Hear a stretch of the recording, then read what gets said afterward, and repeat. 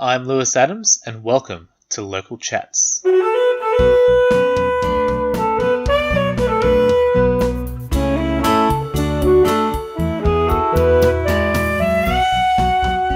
Earlier this year, I caught up with UMI's Davey Lane as he was about to release his new solo album, I'm Gonna Burn Out Bright. Now he's dropped a new single from that record, My Apple Lady Cried, and is about to launch on some tour dates this October. Hi Davey, welcome back to the show.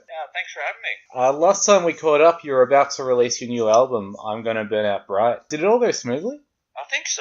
I kind of tend to bury my head in the sand when it comes to release kind of stuff. For me, the kind of work's done, so just a matter of keeping your fingers crossed and hope that A, people listen to it, and B, hopefully some people like it, but never any guarantees. And, the kind of music that I make is only going to reach a certain amount of people, so as long as you keep realistic expectations, then you should be alright. Alright, and how has reception been so far? Or have you seen any reception? A little, yeah. It's been for the most part, it's been really positive. I mean, the whole record was born out of a time where I was kind of questioning, why I was doing what I was doing and questioning my own existence, not to get too existential about it, but the positive reaction that I've gotten from it has kind of given me the impetus to get in there and start writing another one. Oh, nice. You said you were questioning a few things. Did you find any answers? Not really. If anything, things are messier in my head than they were before, so... For better or worse, I guess. Yeah.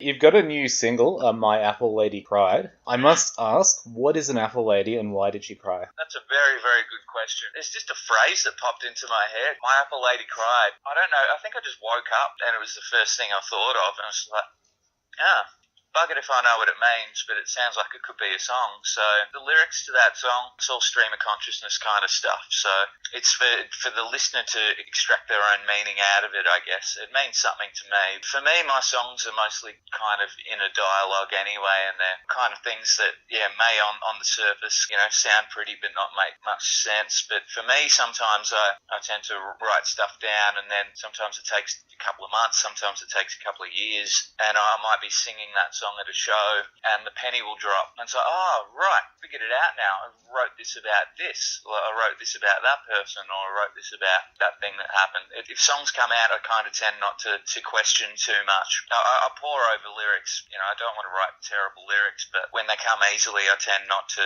question their meaning too much. I guess it's open to interpretation then. Yeah, absolutely. The song has a very, I guess, spacious pop sound, and I understand its influence comes from music of your youth. Is that correct? Yeah, for me it's just like driving around in the car when I was 5 years old and hearing Kate Bush on the radio or XTC, stuff like that. I mean, XTC is one of my favourite bands. Yeah, it does have a little hint of that, 80s electro-pop kind of thing to it. It's kind of like a mishmash of a whole different things. Hopefully it comes out sounding something vaguely resembling my own, but that's not for me to say. I think mishmash is probably correct, but it's a blend of ingredients that kind of work. My takeaway from it anyway. My objective has been achieved then. You're continuing your tour with a few spots in Victoria this October, Kynan, Melbourne and Ballarat, and there's also a couple outside of Victoria capital city shows. What can we expect there? I'm blessed to have a really great band playing with me, and it's a solo project in name, and I guess the record I kind of did myself, but as a live thing, it's kind of more a band than me out the front and backing band. Everybody contributes to it. We played a lot of the new record, and there are some songs that I just kind of threw the kitchen sink at when we recorded, so I didn't pay too much mind to having to play them live until we got into a rehearsal room, and it's like, oh shit, that's right, I put like 13 tracks of guitar on this song. How do we somehow distill that into a four-piece band with one guitar player and one keyboard player? So I guess the sort of interpretations really of the songs on the record, they still sound like the songs on the record, but they're kind of a little looser and a bit more garagey, I guess. I'm interested in the way that you approach playing live. It definitely looks like you're enjoying yourself when you are playing on stage. Would that be correct? Yeah, absolutely. Sometimes, I mean, not all the time, but sometimes I get real intense anxiety attacks before gigs, but I can be absolutely petrified, flipping out for 2 hours before the show, but once I'm up on the stage, all that dissipates and it just turns to joy, It's the place I feel most comfortable. I'm pretty socially inept. I think there's some people I know who can probably attest to that. So, but being on stage is the one place where I feel like I belong, I guess. Do you have any rituals that you use to help with your anxiety or your nerves? If the anxiety starts creeping in, I just tend to go for a walk by myself, just kind of clear the head. Just walk, really. Walk for as long as I need to kind of shake off the bad thoughts. I think it's safe to say that you've toured Australia extensively over the years. What do you like to do during your downtime on tour? I like going to record shops. I like going to bookshops. So I kind of just tend to walk around. And I mean, if I'm in a certain town, I'll kind of scope out whatever interesting there is to do. If I'm on tour with UMI, probably inevitably at some point, Tim and I will end up at the pub in the early afternoon and drink till sound check.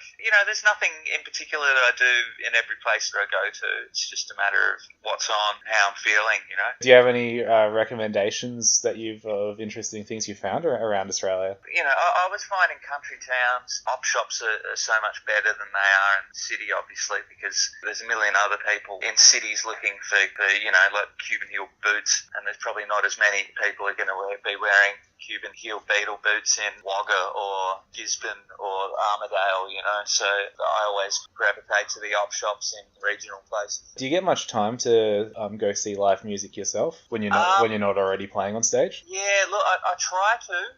Sometimes I go and see a band, because I guess kind of the middle of the week for me is like my weekends, really. I'm always working on the weekends, so as opposed to working for the weekends. I do try to, not as often as I like. A lot of the times shows that I really want to go and see are on while I'm away playing somewhere else.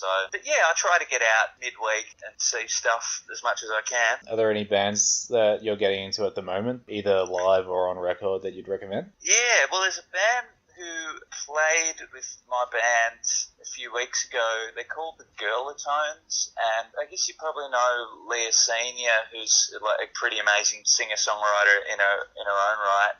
But she, her partner Jessie, both play in this band, and they're incredible. They're guitar-based pop music with a bit of a kind of kinksy kind of bent to it. They're a really great band, so I'd recommend checking them out. Another thing that you mentioned last time is that you were working on a new album on the piano as opposed to the guitar. I'm still working through that, finishing off some lyrics. A lot of stuff going on in my head lately, so it's good to kind of sit down with pen and paper and try and make some sense of it. That's where I'm at the moment. We've recorded about 12 or 13 songs. We're not in a huge rush, but the aim is, I guess, to have it done by the end of the year. Do you have anything else on the horizon? Yeah, I've got another record on top of that I've written as a follow-up to this one that I've got out now. It's still pop music, I guess, but it's kind of, there wasn't that much guitar on the last record, so I've kind of gone back to rediscovering rock and roll again. So I think this next record will probably be, a little more straight ahead guitar, bass, drums kind of thing. I'm enjoying hearing about the diverse directions you're going in between the next two albums you have. That's great. I mean, it's probably to my detriment that I kind of like dipping my toe into so many different styles, because it doesn't really give people a chance to kind of latch on.